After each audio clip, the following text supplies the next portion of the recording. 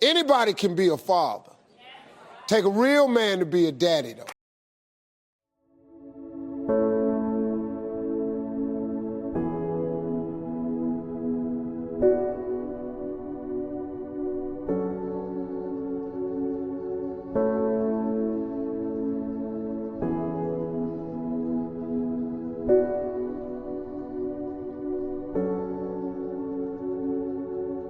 Dati, practice lang.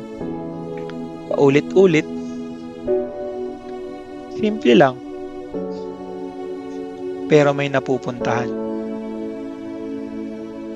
Bilang ama, na-realize kong hindi kailangan maging perfect. Mas importante na nandyan ka.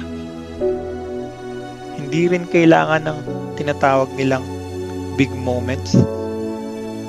Kahit simpleng practice lang, basta present ka. Hayaan mo lang sila. Hayaan mo lang siya. Gawin nila ang gusto nila kasi bata sila. Hayaan mo siyang sumubok. Okay lang yan. Kasi okay lang magkamali. Bata pa. Suportahan mo siya kahit sa maliliit na bagay. Kasi ang sobrang importante yung andyan ka. At para sa akin lang naman, doon nabubuo yung self-confidence nila.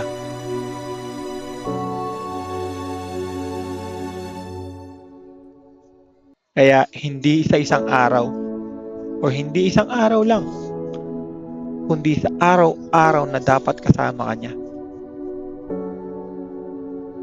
Kaya't lahat gagawin natin bilang ama.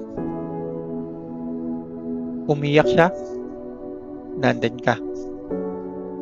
Malungkot siya, pader ka niya.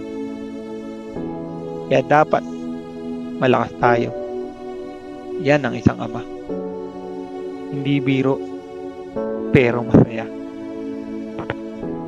At eto, akala ko talaga, habang pinapanood ko siya, natututo siya. Yun pala, mali ako. Akala ko siya yung natututo. Ako pala. Dahil ngayon, natututunan kong maging maayos na tatay para sa kanya.